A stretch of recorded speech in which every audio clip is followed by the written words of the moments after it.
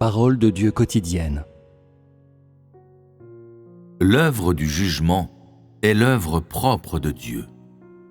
Donc, elle devrait naturellement être faite par Dieu lui-même. Elle ne peut pas être faite par l'homme à sa place. Parce que le jugement est la conquête de la race humaine par la vérité, il est incontestable que Dieu apparaît toujours comme l'image incarnée pour accomplir cette œuvre parmi les hommes. C'est-à-dire, dans les derniers jours, Christ utilisera la vérité pour enseigner aux hommes sur la terre et leur faire connaître toutes les vérités. Telle est l'œuvre de jugement de Dieu.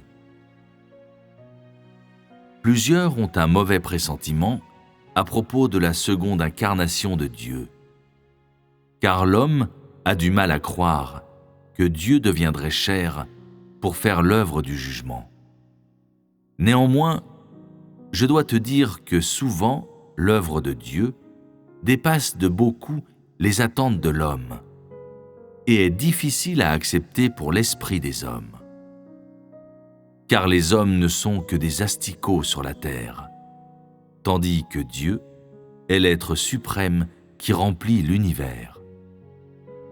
L'esprit de l'homme s'apparente à une fosse d'eau nauséabonde, qui ne produit que des asticots, tandis que chaque étape de l'œuvre dirigée par les pensées de Dieu est la distillation de la sagesse de Dieu. L'homme désire constamment lutter avec Dieu, ce dont je dis qu'il est évident lequel subira la perte à la fin. Je vous exhorte tous à ne pas vous considérer comme plus important que l'or.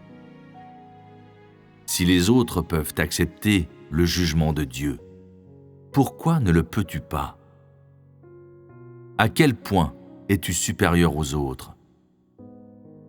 Si les autres peuvent incliner la tête devant la vérité, pourquoi ne peux-tu pas le faire aussi?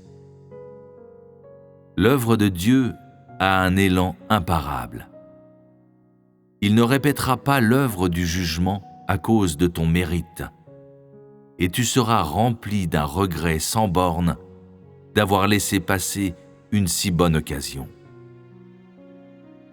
Si tu ne crois pas mes paroles, alors attends que ce grand trône blanc dans le ciel te juge. Tu dois savoir que tous les Israélites ont rejeté et renié Jésus. Et pourtant, le fait de la rédemption de l'humanité par Jésus s'est étendu jusqu'aux extrémités de l'univers. N'est-ce pas une réalité que Dieu a faite il y a longtemps? Si tu attends encore que Jésus t'emmène au ciel, alors je dis que tu es un morceau de bois mort obstiné. Jésus ne reconnaîtra pas un faux croyant comme toi, qui est déloyal envers la vérité et qui ne cherche que des bénédictions. Au contraire, il ne montrera aucune pitié en te jetant dans l'étang de feu pour brûler pendant des dizaines de milliers d'années.